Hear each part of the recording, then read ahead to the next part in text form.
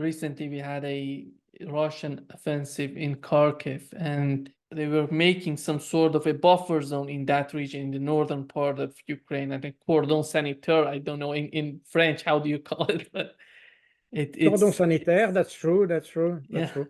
But, yeah. Yes, I think. Well, in fact, this was said in September 2022 by Sergei Lavrov, as the first discussion emerged in the US as to yes or no, the US would provide attack missiles to Ukraine. And at the time, the problem was that Ukraine wanted to have long-range missiles to attack in the depth of Russia. So they wanted the 300 kilometers variant, if you want. And the Americans were a little bit anxious that this equipment would escalate the war.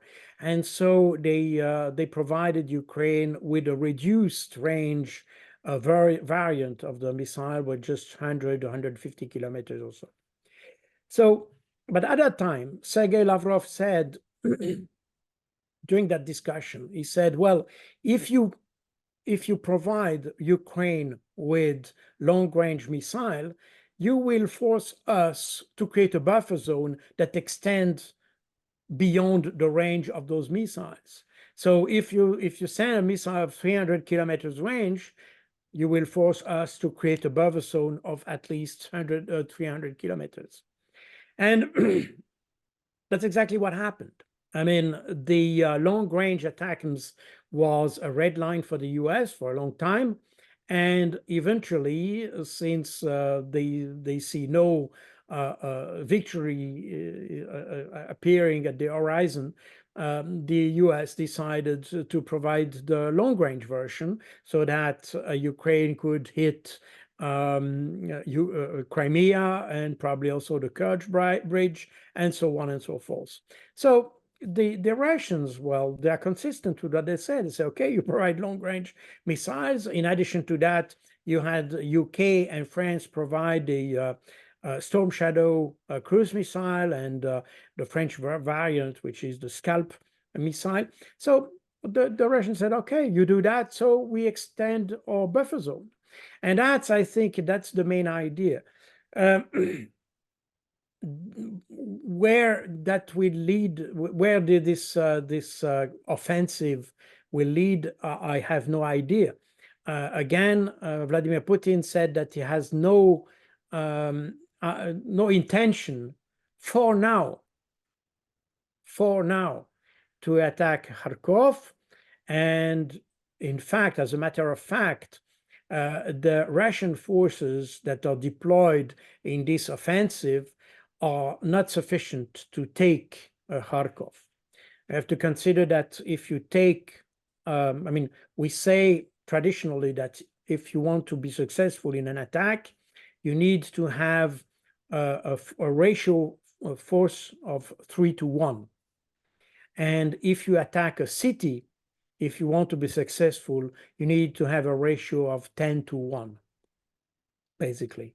So the forces that are deployed around Kharkov are far below this kind of ratio.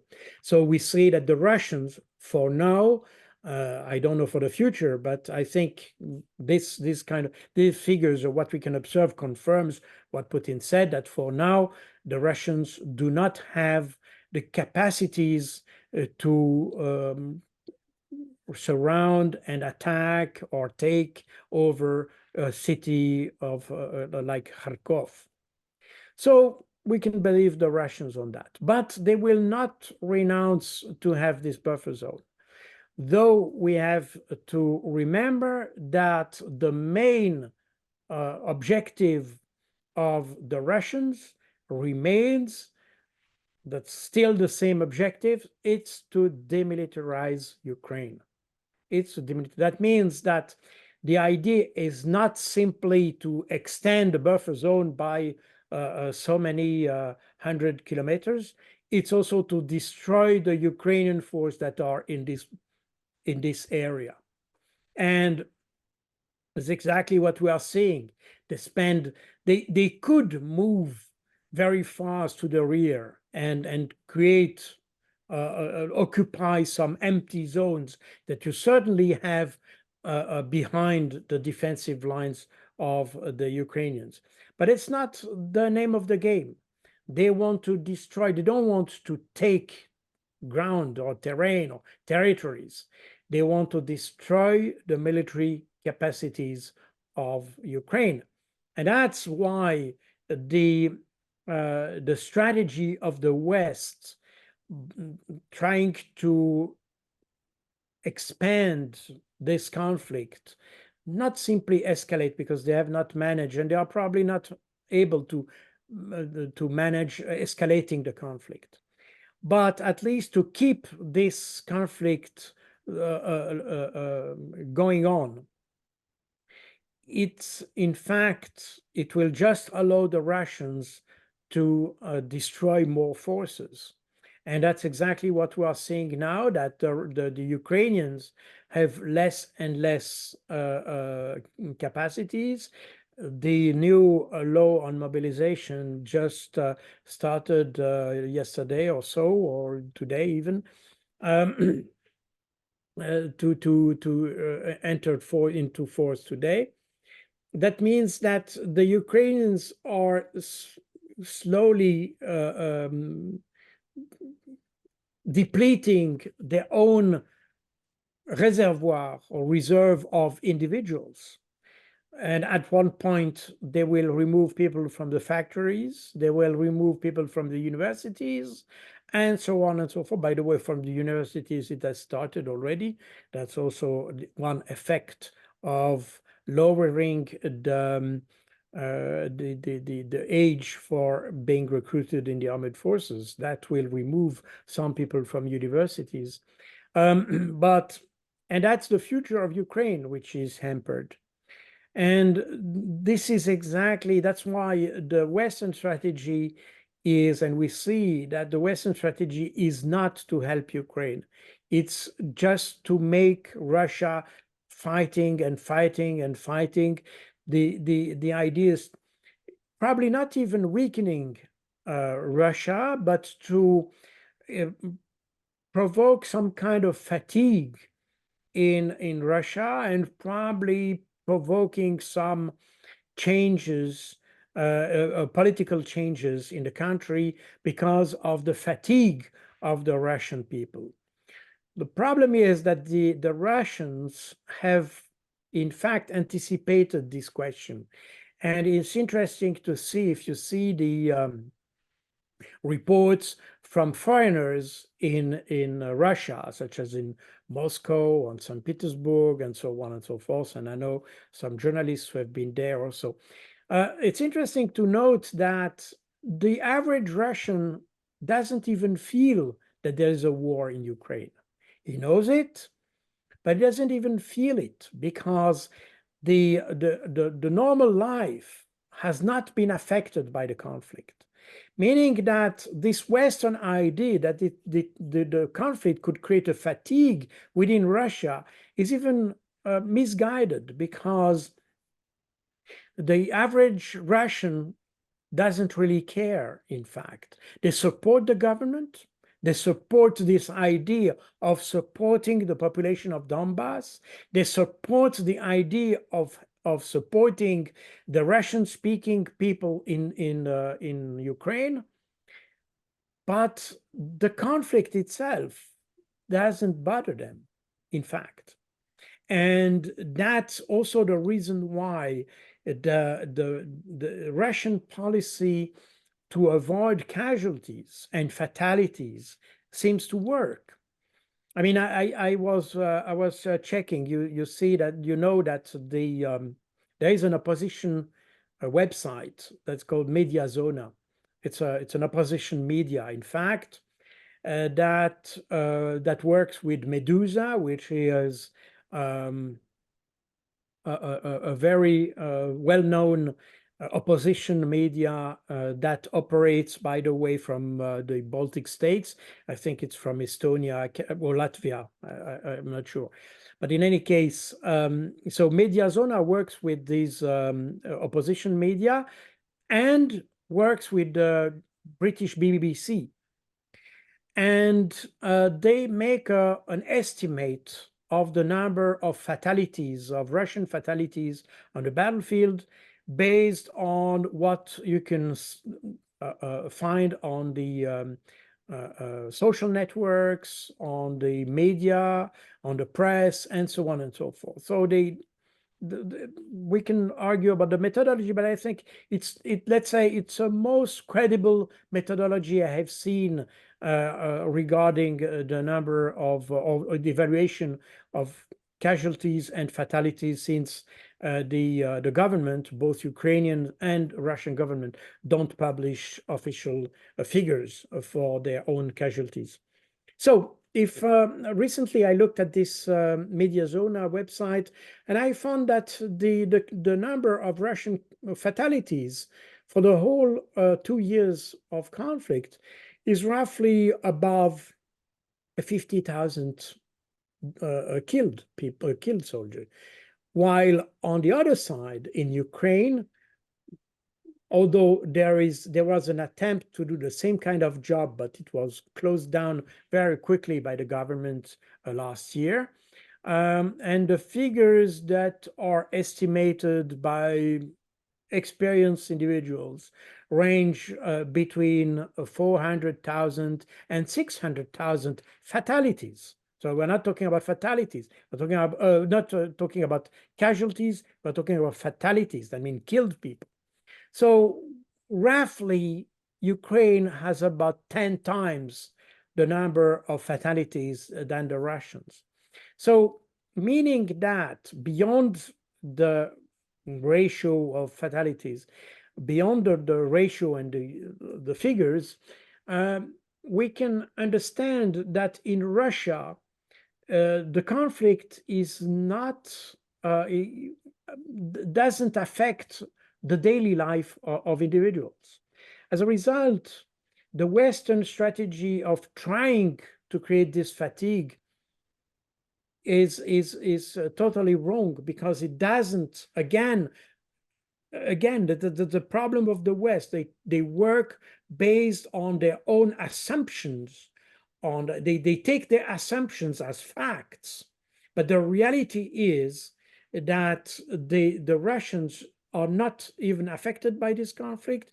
And even when you look at the statistics of individuals in favor of against the Russian strategy in Ukraine and all that, you see that there are still about 10% or 15% of the population that is not even interested in this conflict, meaning that there is no the impact of the conflict within Russian territory is extremely weak.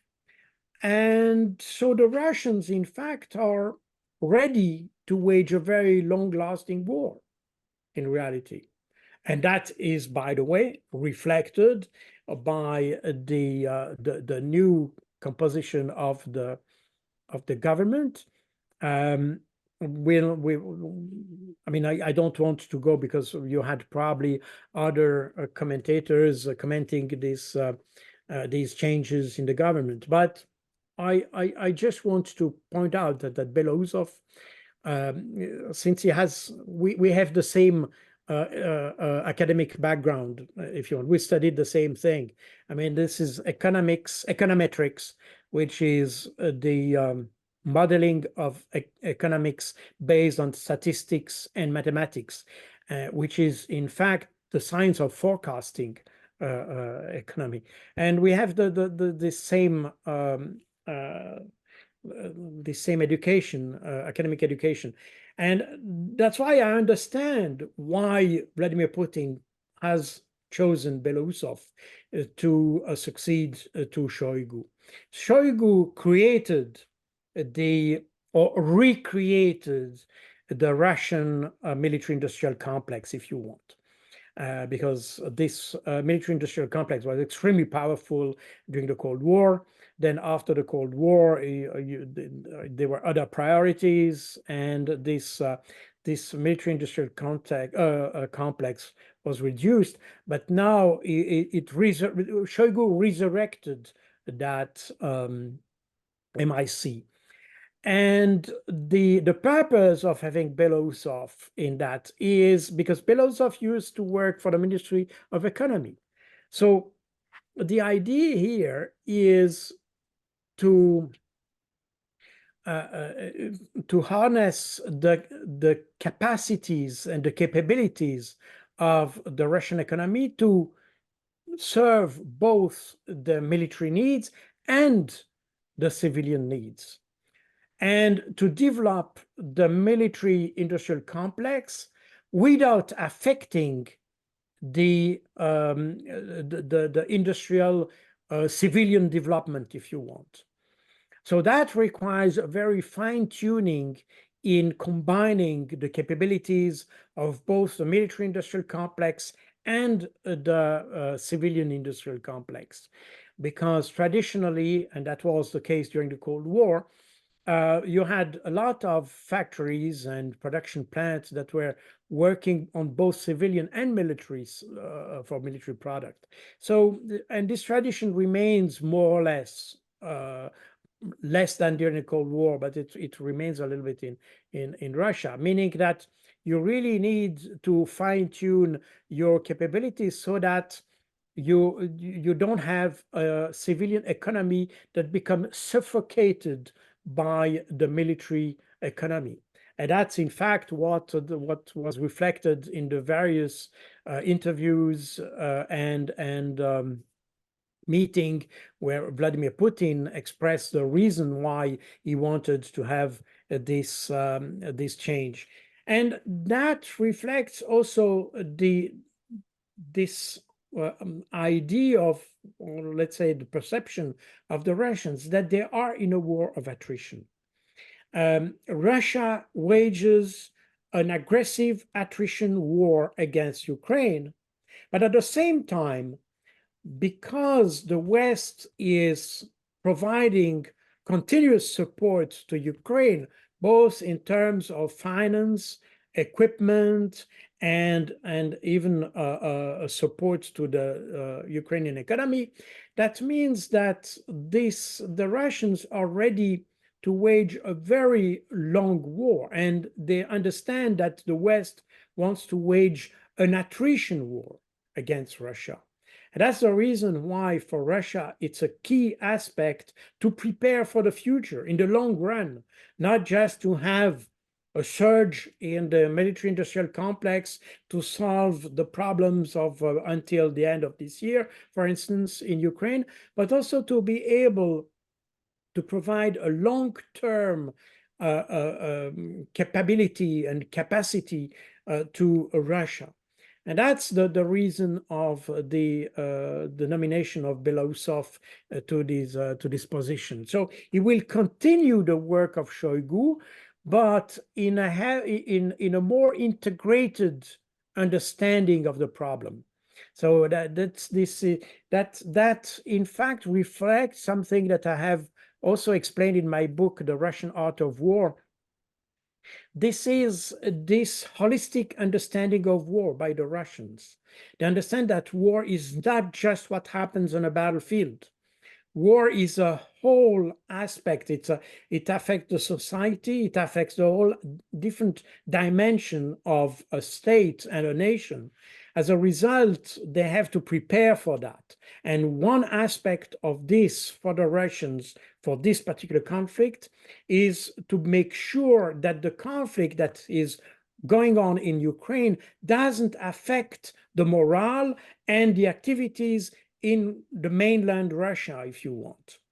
And so that's part of this holistic understanding, which is in the military doctrine is understood as the correlation of forces, meaning that the different components of the society and a component of the state must in fact work together towards a single objective. And for that, you need to tailor your approach of the various aspects of the society in order to have your focus on what you want to achieve. And if you go deep into this approach, we'll see that the Russians have a very deep strategic approach of this conflict, as opposed to the West, with just reacting in a day-to-day basis to what's going on in the field. And you see that in the sense that not only the Western assumptions that were made at the very beginning of the conflict were totally wrong, and that everything that was supplied and everything, yes, that was supplied to Ukraine was in fact based on wrong assumptions. And now they have to adjust on a day-to-day basis to the realities on the ground. That's exactly the reason why the West has in fact gone over their own red line, the red line they defined for themselves. They have to pass all these red lines themselves, because these red lines were based on wrong assumptions. And that indicates a tactical approach to the conflict rather than the Russian one, which is a strategic approach to the war. As I explain in my book, the difference, if I can summarize a little bit, the West tends to see the war as a picture, while the Russians tend to see the war as a movie. And that explains exactly the difference, the different mindset in which the Russians address this conflict. And that's the reason why they are more successful, because they don't stick to one picture, but they try to understand the whole movie. And that gives them a depth in the future.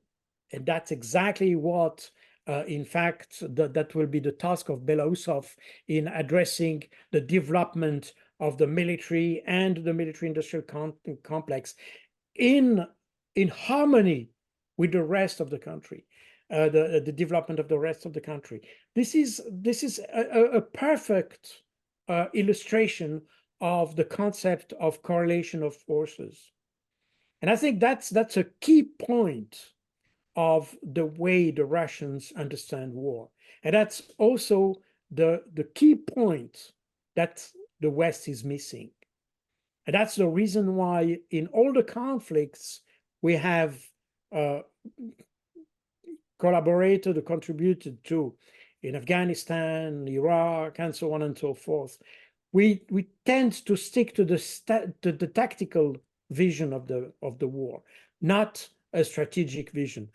In any of this battlefield or theaters, I could say, the West had a consistent objective and a consistent strategy to address the problem. That's the reason why they failed. That's the reason of the main reason for the failure of the West in addressing war is the absence of strategic vision. We understand the war as an addition of tactical action, and Russian tends to see that as the strategic vision that can then be decomposed in a series of operational objectives and then tactical objectives. So it's a totally different, diametrical, different opposition, different view.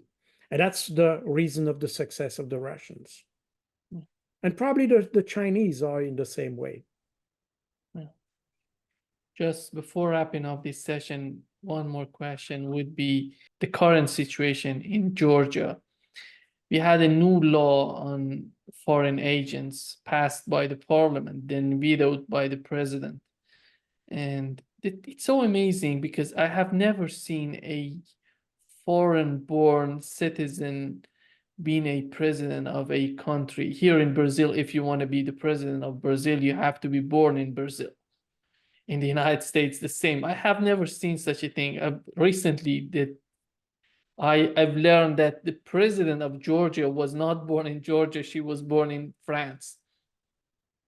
It's so Well, and you had Mr. Saakashvili, who became a politician in Ukraine, by the way, and he had never been in Ukraine before.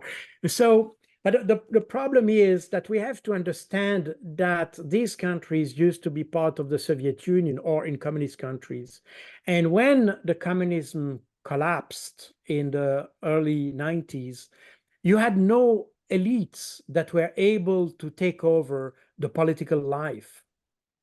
And the thing is that all these countries, both, I mean, all the republics of the Soviet Union, including Russia, by the way, were contemplating the Western model.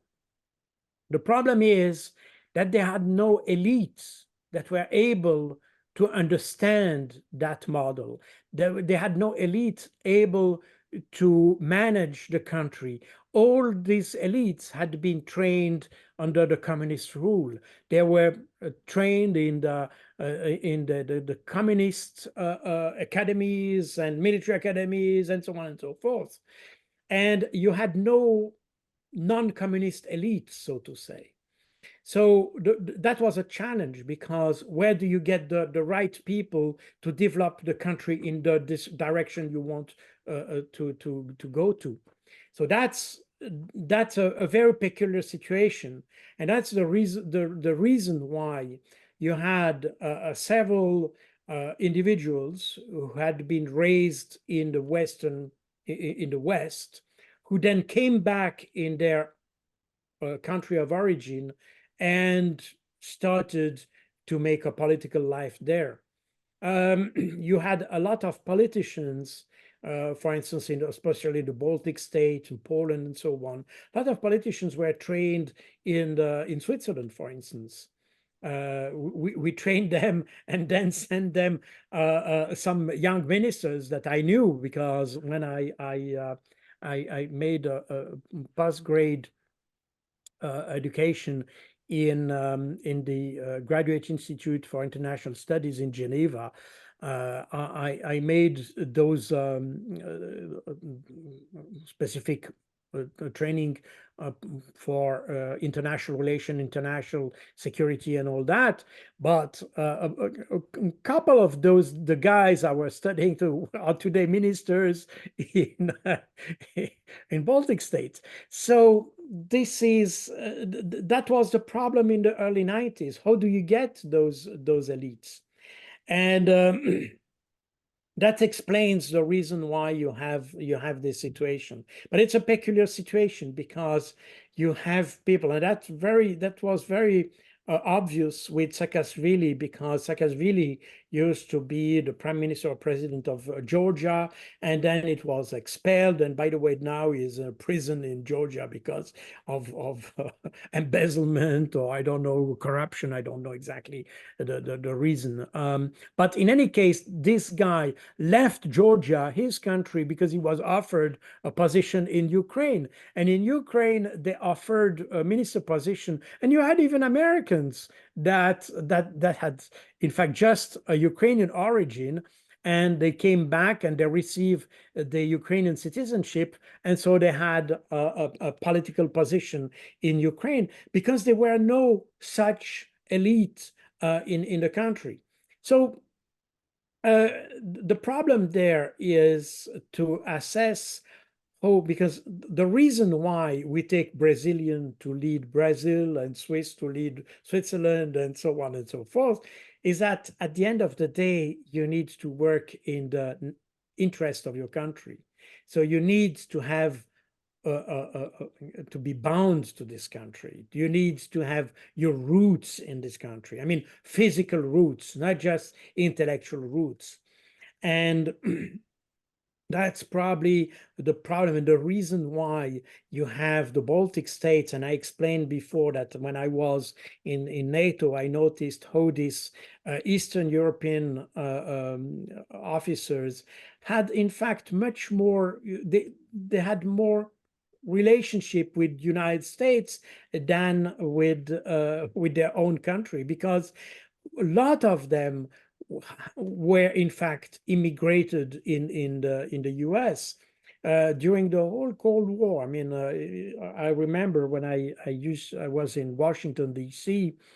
In the late, the 80s, late 80s. So that was during the Cold War. The Soviet Union was still existing. When you had in the whole, the big hall of the State Department in Washington, D.C., you had all the flags, all the nations. They are in the ceiling of this entrance hall. And you had, that was surprising. You had even the flags. And again, that was during the Cold War. They had the flags of Estonia, of Latvia, and Lithuania, for instance, because for the US never recognized the authority and the sovereignty of the Soviet Union in these countries. As a result, you had these countries had authorities in the US. They had a small administration funded by the US government. And these guys were, in fact, the nucleus of those who came back in the early 90s to create the fundamental of these politicians. So you had very strong ties with the US. As a result, these guys are still, and that's normal. They are grateful for the US, and they have probably more relationship with the US than with their own country, if you want, to some extent. So we can understand that. The problem is that at the end of the day, you have a kind of a conflict of interest. And that's exactly what you see when you go in these countries today, because the rational interest assessment, I mean, if you would assess that rationally, you would say it would be beneficial for these countries to say, okay, Cold War was the Cold War, and today we are in a new era. We shake hands, we make peace, and we start working together. But it's not what happened. They are still, they are probably, the situation is worse than the Cold War. This antagonistic type of relationship between the local population, I mean, the Estonian population and the Russians is extremely strong. And when I say the Russians, I'm not just mentioning the Russians from Russia, also mentioning the Russians from Estonia, because they hate these guys so much that they didn't even provide, I mean, they provide so tough condition for them to have the Estonian or Latvian citizenship. It's almost impossible because they need to speak fluently the language and so on and so forth. As a result, the European Union, by the way, had to create special passports for these guys, so they have a European citizenship, because in their own country they are non-citizens. There's a concept of non-citizen, which shows the level of hatred that remains, and that it also shows the lack of willingness for the new authorities of these countries trying to integrate all this population into one nation. They created two nations within the same boundaries, if you want, in the same borders. So you have the Estonian population and the non-Estonian, so to say, and this is extremely strange. I mean, I'm Swiss, as you know.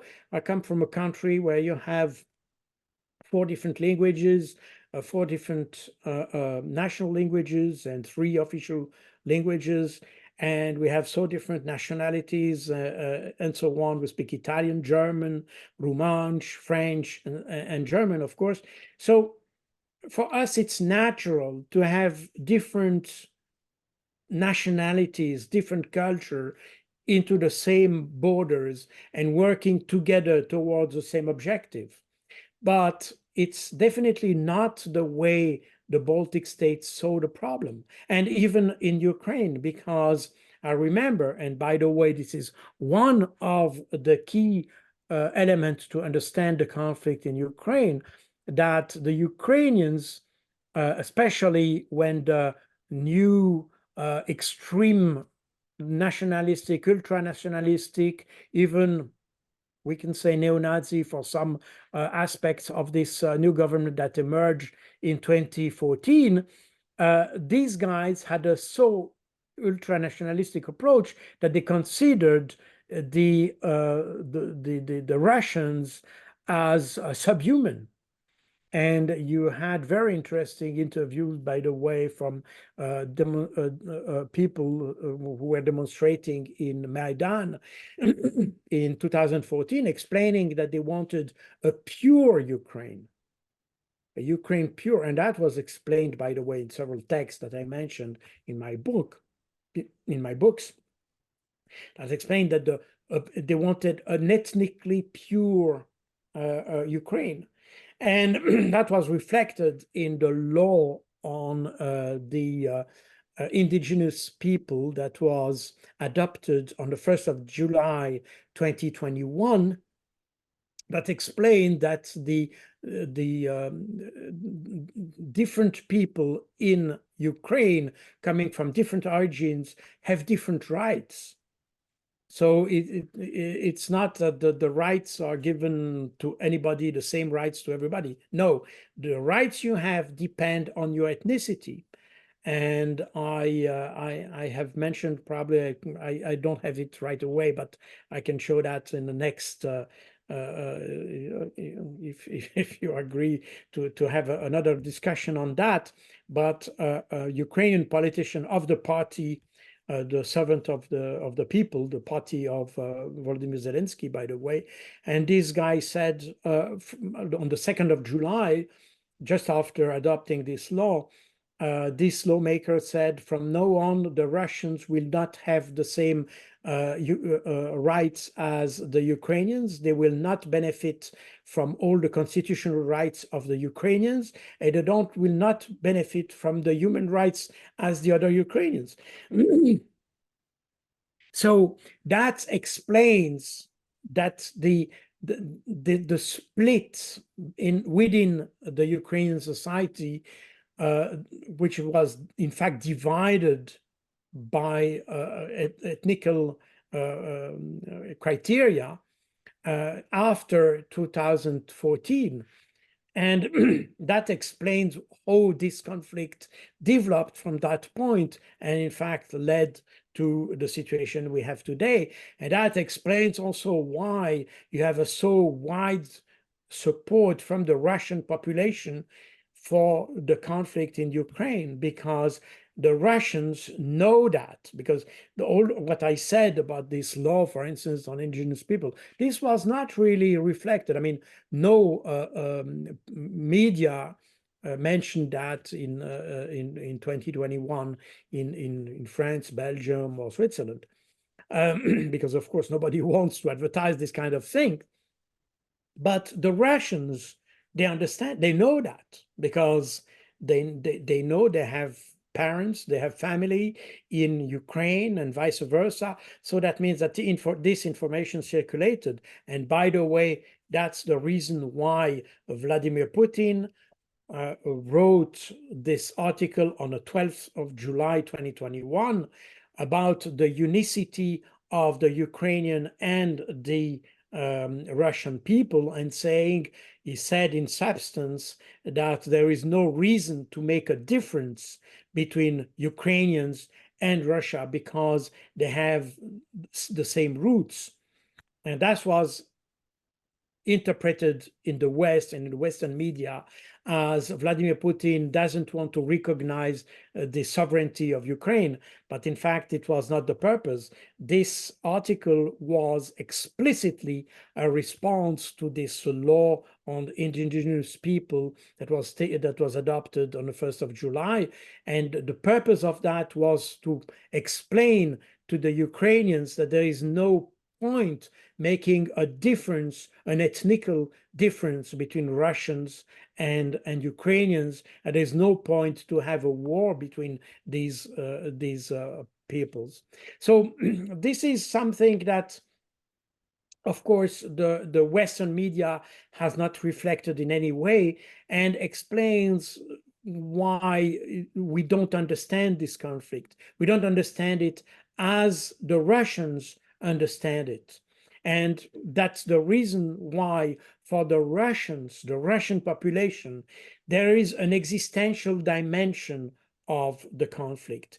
It's probably not the existential dimension in the geopolitical sense. It's existential in the societal sense to some extent, especially for the population of the Ukraine. I mean, the south and west, east of Ukraine. So, and if you fail to understand that, there is no way you can understand the whereabouts of this conflict. That's why it's very important to understand this this ethnical aspect that has been consistently put aside by the Western media, because of course they don't want to acknowledge that they're supporting a racist state, which is in fact the case.